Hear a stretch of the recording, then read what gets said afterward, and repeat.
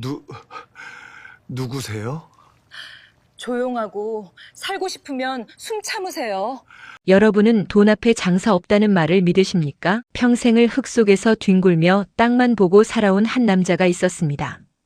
경기도의 작은 도시, 이름만 대면 다 아는 대지주 박덕만 영감입니다. 그의 손등은 가뭄 든 논바닥처럼 갈라졌고 손톱 밑엔 평생 씻기지 않은 흙대가 박혀 있었죠. 사람들은 그를 박 회장이라 불렀지만 실상은 구두쇠 영감에 불과했습니다. 그런 그에게 일생일대의 로또가 터졌습니다. 평생을 지켜온 그 낡은 논밭이 신도시 개발지구로 묶인 겁니다. 보상금만 무려 300억 원. 동네 사람들은 축하 인사를 건넸지만 덕만 영감은 웃지 않았습니다. 오히려 그날 이후 밤잠을 설쳤죠. 자식들이 눈에 밟혔기 때문입니다. 아니, 정확히는 자식들의 눈 뒤에 숨은 탐욕이 무서웠던 겁니다. 사건은 보상금 수령을 딱 일주일 앞둔 날 터졌습니다. 덕만 영감은 평소처럼 텃밭을 일구다 갑작스러운 두통에 머리를 감싸 쥐었습니다. 눈앞이 하얘지고 땅바닥이 요동쳤습니다. 억소리 한 번 지르지 못한 채 그는 자신이 평생 사랑했던 그 차가운 흙바닥 위로 고꾸라졌습니다.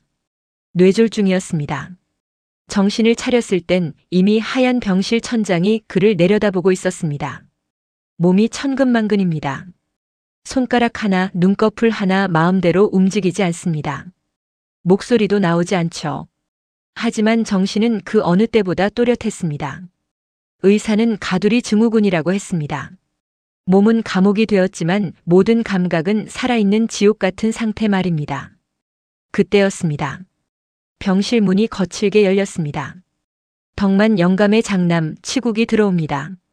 사업 실패로 수십억 빚더미에 올라앉아 전전긍긍하던 아들입니다.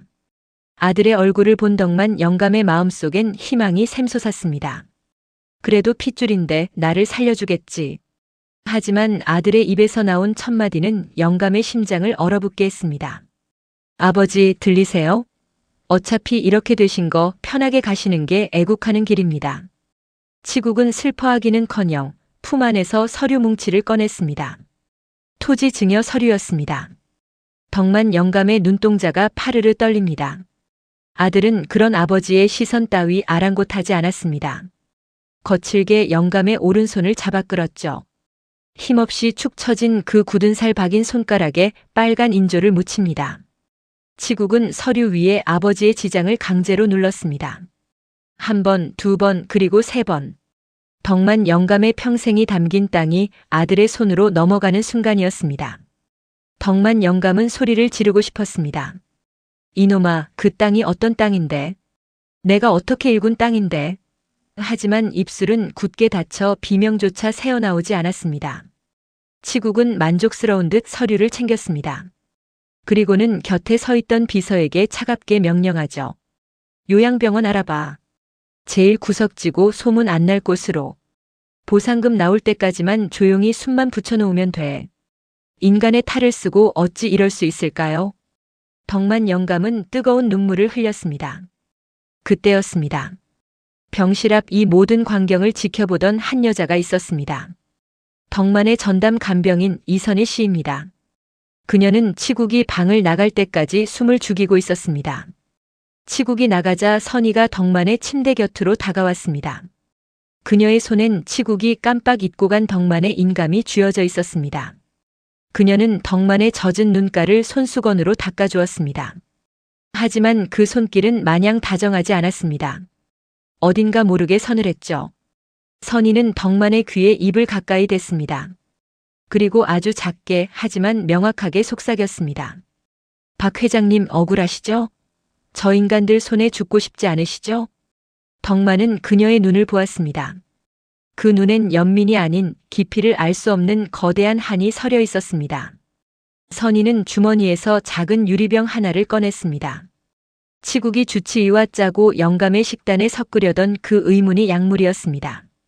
아드님은 회장님이 오늘 밤을 넘기지 못하길 원하네요. 그래야 보상금 절차가 깔끔하니까요. 선희의 손이 영감의 산소호흡기 줄로 향했습니다. 덕만은 공포에 질려 눈을 질끈 감았습니다. 결국 이 여자도 돈 때문인가? 나를 죽이려는 건가? 심장 박동기가 요란하게 울려댑니다. B-, B-, B-. 그때였습니다. 선희의 서늘한 목소리가 다시 들려왔습니다.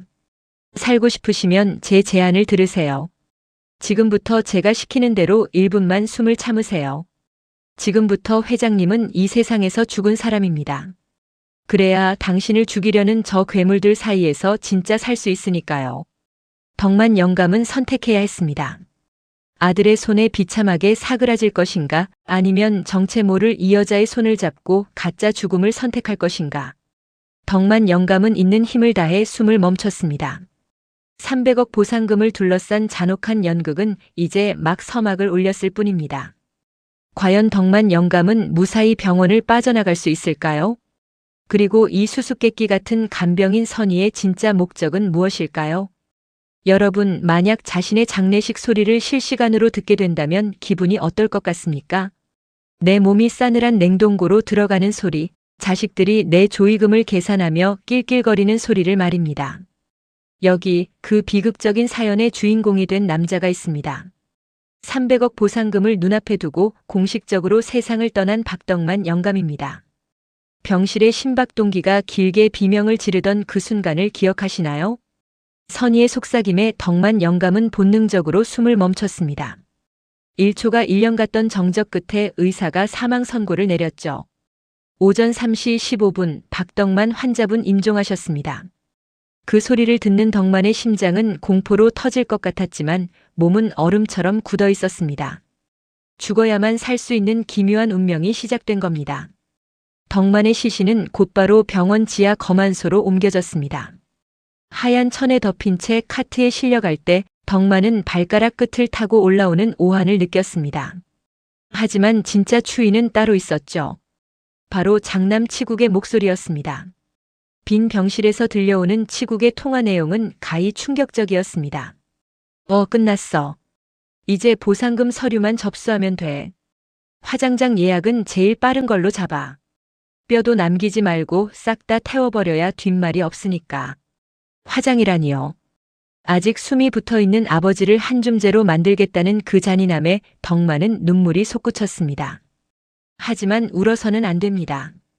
지금 눈물 한 방울이라도 흘리는 순간 이 연극은 끝나고 진짜 죽음이 찾아올 테니까요.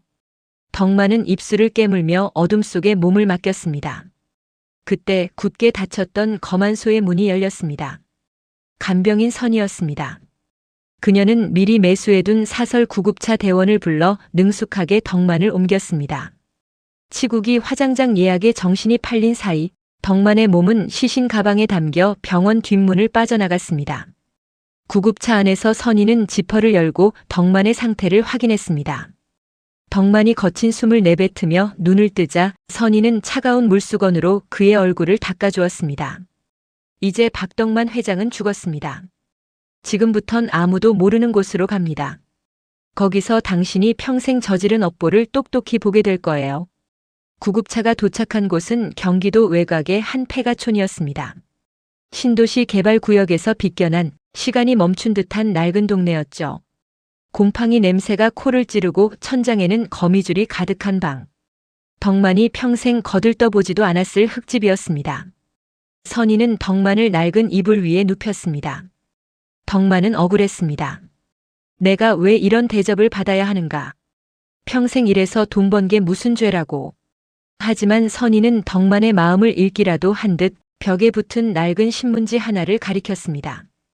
거기엔 10년 전 덕만이 주도했던 무리한 재개발 현장에서 스스로 목숨을 끊은 한 남자의 기사가 실려 있었습니다. 이 사람 기억하시나요? 당신이 용역들을 풀어서 강제로 길바닥에 내쫓았던 그 사람 말이에요. 제 아버지였습니다. 덕만의 눈동자가 크게 흔들렸습니다. 선희의 정체는 단순한 간병인이 아니었습니다.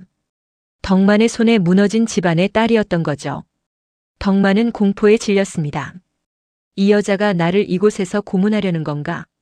아들보다 더 무서운 원수에게 내 발로 걸어 들어온 건가? 그날 밤 덕만은 폐가의 창문 너머로 멀리 보이는 도심의 화려한 불빛을 보았습니다. 아마 저기 어딘가에선 자신의 장례식이 성대하게 열리고 있겠죠. 육개장 냄새와 조문객들의 웅성거림, 그리고 상주 완장을 차고 위선적인 눈물을 흘릴 아들 치국. 덕만은 자신이 평생 모은 300억이 저런 괴물을 키웠다는 사실에 가슴을 쳤습니다. 선희는 말없이 멀건죽 한 그릇을 내밀었습니다. 덕만은 그것을 먹어야 했습니다. 살아야 하니까요. 살아서 저 괴물을 심판하고 이 여자에게 지은 죄를 물어야 하니까요. 덕만은 덜덜 떨리는 손으로 숟가락을 들었습니다. 흙냄새가 섞인 죽이 목구멍을 타고 내려갈 때 그는 생전 처음으로 돈이 아닌 생명의 무게를 느꼈습니다. 그런데 다음 날 새벽 고요하던 폐가촌에 수상한 검은 차들이 들이닥쳤습니다. 선희의 은신처를 알아낸 치국이 보낸 사람들일까요? 아니면 또 다른 그림자일까요? 덕만은 급히 이불 밑으로 몸을 숨겼습니다. 낯선 남자들의 목소리가 방 안을 가득 채웁니다.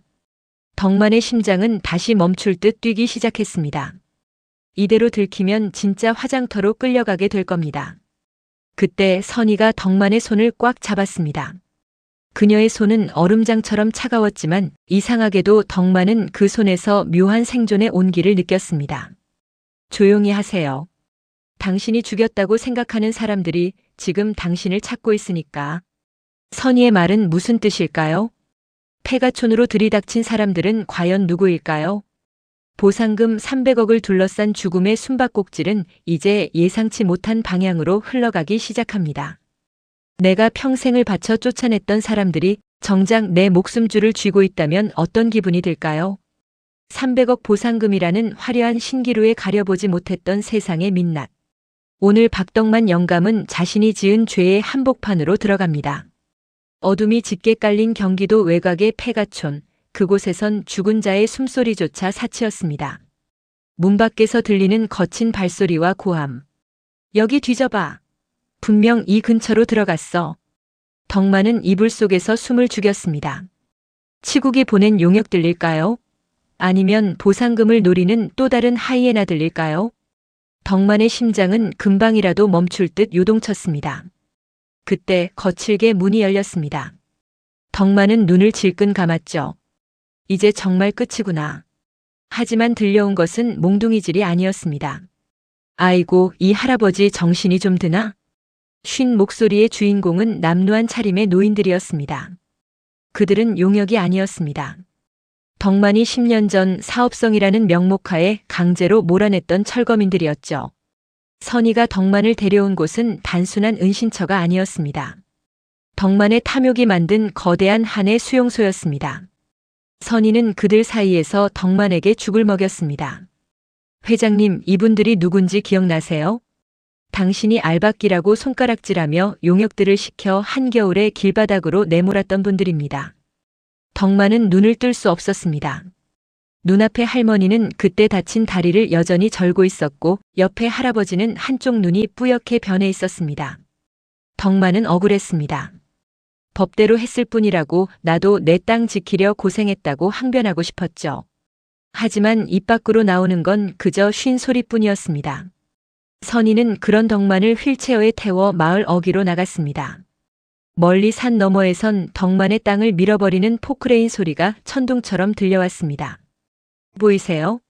당신이 그토록 지키려던 땅이 무너지고 있어요. 당신이 죽었다고 믿는 아드님은 지금 저 땅 위에서 샴페인을 터뜨리고 있겠죠. 선희의 말은 화살이 되어 덕만의 가슴에 박혔습니다. 평생 내 땅인 줄 알았는데 죽음이라는 가짜 가면을 쓰고 보니 그 땅은 그저 누군가의 무덤일 뿐이었습니다. 덕만은 밤마다 마을 사람들의 곡소리를 들었습니다. 자식에게 버림받고 집을 잃고 갈 곳 없는 노인들이 서로의 온기에 기대어 하루를 버티는 모습. 덕만은 평생 부자가 되기 위해 앞만 보고 달렸지만 정작 자신이 만든 세상은 이토록 춥고 비참했습니다. 덕만의 가슴 속에선 무언가 뜨거운 것이 울컥 치밀어 올랐습니다. 그것은 배신감보다 깊은 참회였습니다. 그런데 그날 밤 선희가 덕만에게 낡은 서류 가방 하나를 내밀었습니다. 덕만이 서재 비밀 금고에 숨겨두었던 진짜 비리 장부였습니다. 치국 씨가 혈안이 되어 찾던 게 이거죠? 이걸 주면 당신 아들은 평생 감옥에서 썩게 될 겁니다. 하지만 당신도 무사하지 못해요. 어떻게 하시겠습니까? 덕만은 떨리는 손으로 장부를 만졌습니다. 이 장부 하나면 아들을 파멸시킬 수 있습니다. 하지만 동시에 자신의 평생 명예도 흙탕물에 처박히게 되죠. 덕만은 갈등했습니다. 피부치를 내 손으로 묻어야 하는가 아니면 이대로 숨죽여 죽은 듯 살 것인가. 그때 마을 어귀에 다시 한번 검은 차들이 나타났습니다. 이번엔 진짜였습니다. 치국이 보낸 용역들이 횃불을 들고 마을을 포위했습니다. 이 영감탱이 어디 숨겼어? 선이 그년이랑 같이 당장 나와. 불길이 낡은 집들을 집어삼키기 시작했습니다. 덕만은 휠체어 위에서 공포에 질린 사람들을 보았습니다. 선이는 덕만을 데리고 뒷산으로 도망치려 했습니다. 하지만 덕만은 휠체어 바퀴를 꽉 잡았습니다. 그리고 생전 처음으로 목구멍 끝에서 피 맺힌 목소리를 짜냈습니다. 안 돼, 나 때문에 더는 안 돼. 덕만은 깨달았습니다. 더는 숨을 곳이 없다는 것을. 아들이 보낸 불길 속에서 덕만은 비로소 죽음을 연기하는 배우가 아닌 자신의 죄와 맞서는 인간이 되기로 결심합니다. 덕만은 선의의 손을 뿌리치고 불길을 향해 휠체어를 돌렸습니다. 그리고 선의에게 장부를 건넸습니다. 가서 다 밝혀. 덕만의 눈에는 죽음보다 강한 의지가 서려 있었습니다. 과연 덕만은 이 화마 속에서 살아남을 수 있을까요? 그리고 장부를 손에 쥔 선의는 어떤 선택을 하게 될까요? 죽은 자는 말이 없다고들 하죠. 하지만 억울한 죽음은 무덤 속에서도 눈을 뜨는 법입니다. 300억 보상금을 손에 쥐고 승리감에 취해 있을 그놈들에게 진짜 지옥이 무엇인지 보여줄 시간이 왔습니다. 오늘은 박덕만 영감이 세상을 향해 자신의 생존을 신고하는 날입니다. 서울중앙지방법원 앞은 아침부터 취재진들로 북새통을 이뤘습니다. 대지주 박덕만의 갑작스러운 죽음과 그 뒤를 이은 어마어마한 상속재판. 세상 사람들에겐 그저 흥미로운 구경거리였지만 장남 박치국에겐 인생 최대의 도박판이었습니다. 치국은 상주 완장을 뗀 지 며칠 되지도 않아 값비싼 정장을 차려입고 법정 앞에 섰습니다. 아버님께서 평소 저에게 모든 권한을 위임하셨습니다. 유언장도 확실하고요. 기자들 앞에서 가식적인 슬픔을 연기하는 치국의 눈은 이미 보상금의 숫자를 계산하느라 바빴습니다. 그의 곁에는 매수된 주치의와 법률 대리인들이 성벽처럼 둘러싸고 있었죠. 법정 문이 열리고 재판이 시작되었습니다. 재판은 치국이 의도한 대로 흘러갔습니다. 조작된 유언장이 제출되고 사망 진단서가 증거로 채택되었습니다. 판사가 마지막 판결을 내리려 의사봉을 집어든 순간이었습니다. 법정 맨 뒤쪽 굳게 닫혔던 육중한 문이 다시 한번 비명을 지르며 열렸습니다. 모든 사람의 시선이 뒤를 향했습니다. 그곳엔 휠체어에 앉아 검은 모자를 깊게 눌러쓴 노인이 있었습니다. 그리고 그 휠체어를 밀고 있는 한 여자, 바로 이선이었습니다. 치국은 헛것을 본 듯 안색이 흑빛으로 변했습니다. 저게 뭐야? 저 여자가 왜 여기 있어? 휠체어가 법정 한가운데로 천천히 들어왔습니다. 선희는 단상 앞으로 다가와 판사를 향해 서류 뭉치를 내밀었습니다. 덕만의 진짜 비리 장부와 함께 그동안 병실에서 치국이 벌였던 모든 악행이 담긴 녹취록이었습니다. 법정 안은 순식간에 아수라장이 되었습니다. 그때였습니다. 휠체어 위에 노인이 천천히 고개를 들었습니다. 모자 밑으로 드러난 것은 죽었다고 선포되었던 박덕만의 얼굴이었습니다. 영감은 떨리는 손으로 자신의 목을 감싸고 있던 스카프를 풀었습니다. 그리고는 치국을 향해 단 한마디를 내뱉었습니다. 이 천부를 받을 놈아. 내가 살아있다. 치국은 비명을 지르며 뒤로 넘어졌습니다. 귀신이야.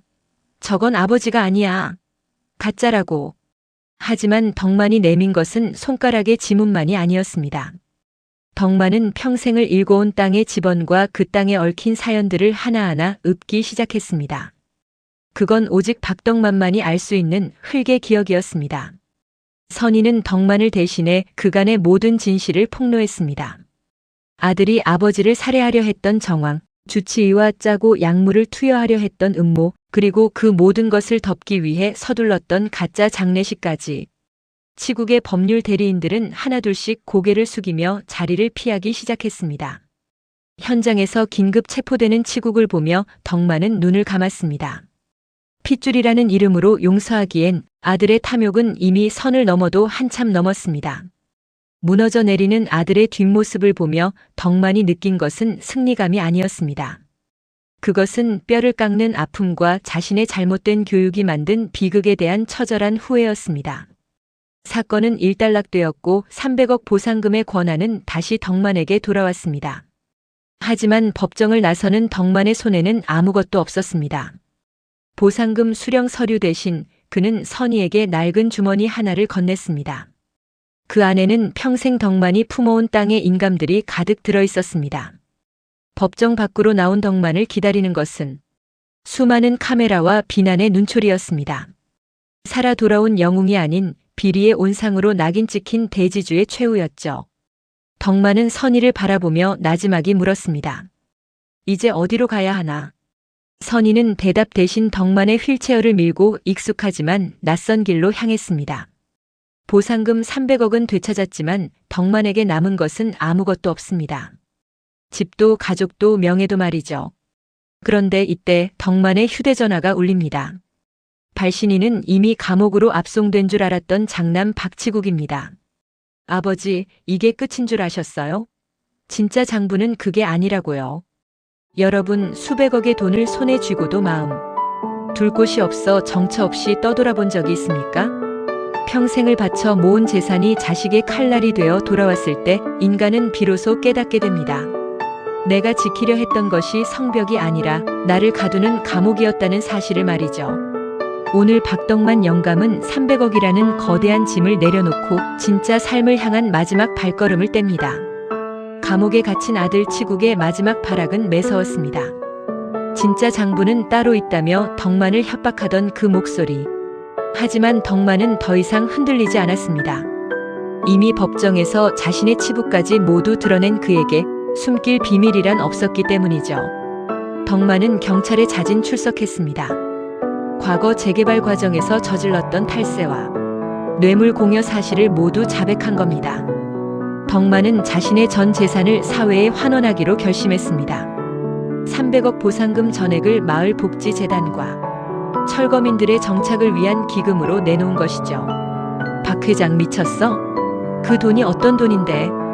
주변에선 만류했지만 덕만의 표정은 그 어느 때보다 평온했습니다. 덕만은 비로소 자신의 손톱 밑에 박혀있던 70년 묵은 흙대가 씻겨나가는 기분을 느꼈습니다. 사건이 마무리되고 1년이라는 시간이 흘렀습니다. 덕만이 찾은 곳은 화려한 대저택도 신도시의 빌딩숲도 아니었습니다. 바로 선희의 아버지가 잠들어 있는 작은 선산 아래 이름 없는 텃밭이었죠. 덕만은 그곳에 작은 비석 하나를 세웠습니다. 그리고 그 앞에 무릎을 꿇었습니다. 평생 남의 눈물을 닦아줄 줄 몰랐던 노인이 이제야 타인의 고통 앞에 고개를 숙인 겁니다. 미안하네. 내가 너무 늦었어. 덕만은 선희의 아버지 영정 앞에 직접 키운 배추 2포기를 놓았습니다. 300억 보상금보다 더 정직한 땀의 결실이었죠.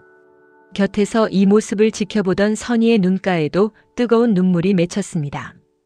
복수를 위해 시작된 인연이었지만 결국 그녀가 본 것은 악마가 아니라 길을 잃고 헤매던 가련한 한 노인이었습니다. 회장님, 이제 그만 일어나세요. 아버님도 이 배추 보시면 웃으실 거예요.